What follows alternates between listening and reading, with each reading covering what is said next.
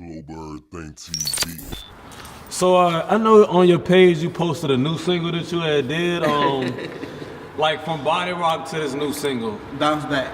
Bounce Back, yeah. To be exact. Like, what's your marketing plan for that? Is you using some of the same techniques that you used for the last single, or you plan on doing it different? Actually, I'm revamping a lot of stuff how we doing the marketing for everything. Like literally, like I feel like me as an artist, like I get overlooked a lot of times, so I have to put myself in the forefront of the market. So I have to be an artist that constantly is uploading to these different blogs. Have to be on worldstar, because one thing I learned about being here in Richmond, people outside of Richmond give you way more love than people in Richmond do. Like literally, like I went to Philly. I got mad love from the artists in Philly, like mad love. Did you tell them like up front, like I'm from Richmond? Or? Yup, sure enough. I don't never hide where I'm from. You know what I'm saying? Even when I was living in Texas, I ain't hide where I was from. You know what I mean? Like I represent that squirrel. Well, you tell them up front and they still cool with it. Like, who the hell is this nigga? He from Richmond? Like, what you doing in Philly? You know what I'm saying? So it's good. You know, you told them and then they still showed you love. Yeah, man. Because a lot of people like to see something different. If you're showing them something different from what they used to, they gonna enjoy it, man. Especially if you just, you know what I mean? You there, you cool. You know what I mean? You there with the people. You're not being big headed. You know what I mean? Like, just chill out, man. Take a chill pill. Sometimes, like, a lot of people don't have no chill pill. Like, I done been in showcases where artists snap on the goddamn DJ, and it's like, bro, it's cool, bro. Like, they gonna get it straight, but you know what I mean? So since we speaking of showcases, like, what's your most memorable show your skills showcase moment? Most memorable? The one he did at the Canal Club. Was that when he revamped it and brought it back? Yep, at the Canal Club. That night that everybody came to the Canal Club and did it. And I think that was my most memorable one, and that was because that was the last time that me 30, I had seen, it was me 30 and DJ Shorty. And Shorty was like, bro, you done grew a lot. And I was like, you know what I'm saying? That meant a lot. I know we touched on it when we speak on Studio 804, but how did you feel when the Studio 804 shut down? Because I know I didn't even ask 30 when we interviewed 30, but like, how did that make you feel? Like, who idea was it to shut the studio down? I ain't gonna get into all of that, but I mean, literally, for real, it was just kind of, everything was in its time. You know what I mean? That's true. It won't nobody's fault. It was just our time. You know what I mean? It wasn't that where our direction to where we needed to go. It wasn't in our benefit to stay stagnant.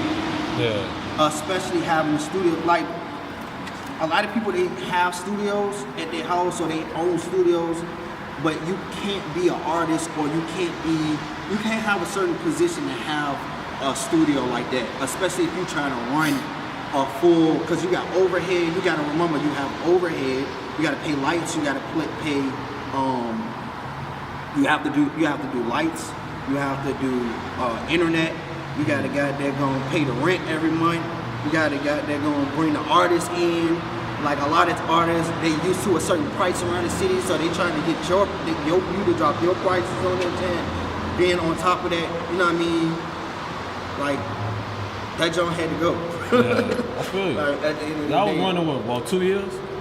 2 years, something? Bro, we was going at it for a little bit, bro. Because I remember,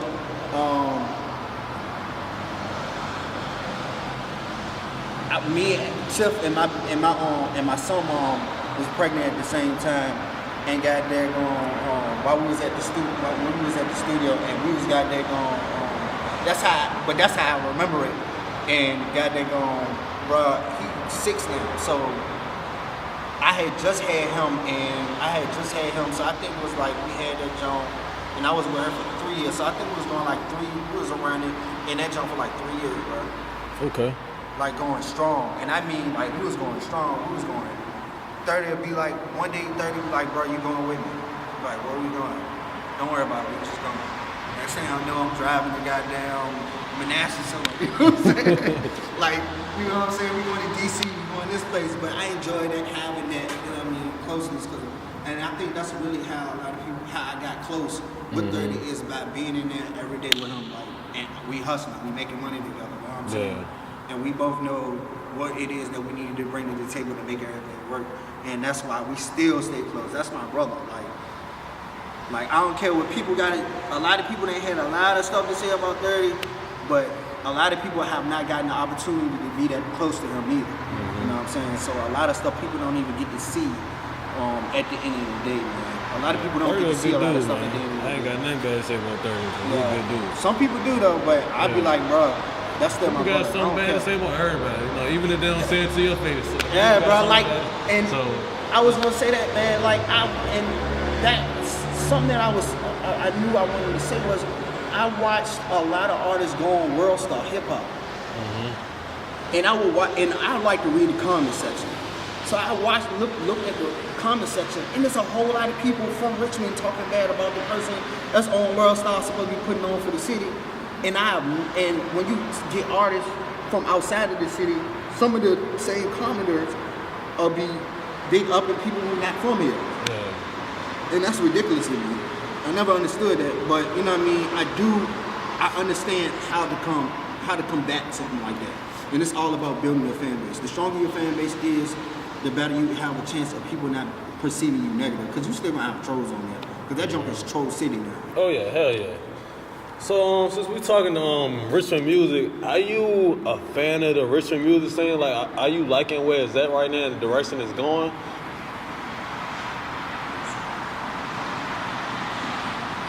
Yes and no. Okay. The reason why I say yes and no is I enjoy watching everybody. I enjoy watching the artists doing something positive. But I ended up starting to see that the stuff that was going on in the entertainment industry was actually affecting what was going on in the entertainment industry on a local level, as far as artists beefing with each other and constructing beefs just for the views. Yeah.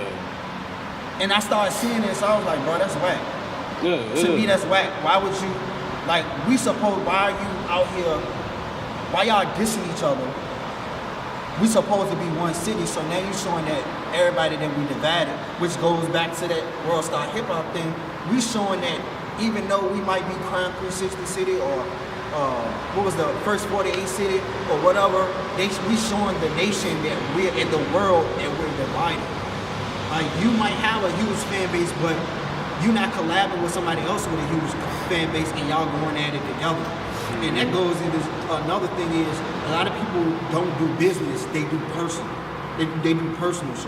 Yeah. So you know what I mean? Somebody might come to me, they might be like, bro, can you do my cover? And then I'd be like, bro, I can't do it right now. And they'll take it personally. Like, bro, I'm still running the business. Yeah, you still got a life. Exactly, but I think a lot of the stuff is more personal than it is business, and a lot of people are not business-minded enough to understand how the industry works in order to make the industry work for them. Because there's plenty of people from West Bowerfuck that's selling 100,000 records. Yeah. Charting on Billboard. It's plenty of people like that. So it's not like we can't do it, you know what I mean? But I think it's really about the fact that we have so many clicks. I think at the end of the showcase, when the showcase stopped, when the end of the showcase the first time, when the showcase was like on a mad hiatus, I seen a lot of different other little showcases pop up from artists that used to go to the showcase. And by doing that, a lot of them closed themselves off. So by them closing themselves off, the only other showcase that ended up rivaling the regular showcase was the Clash Party. And the Clash Party was an okay venue. It was just a lot of stuff that went on with that. And we're not gonna get into that because I don't like, you know what I mean? I like to keep it positive. Yeah. Shout out to everybody still doing the Clash Party. Oh yeah, shout out Too Dope to Be Local too. Yeah, Too Dope to Be Local. Shout out to the Sketch, man. Okay. Cause he, you know, he started doing the flyers for that jump, man. Okay. Shout out to him. Yeah, that's my homie. Yeah, he shouted me Young out, SK. bro. He always shouted me out because Yeah. he was like, bro, you started me out doing the graphics. Man, Shout out to Young SK. He was actually the first person I interviewed too. So, Who? fun fact, he was the first person I interviewed. Oh yeah. So Sketch that's a always fun ready. fact, yeah. Sketch always ready. Sketch always ready, man. He always ready to go, man. He been pushing for a minute too, man. Definitely. Back yeah. Global Everything TV.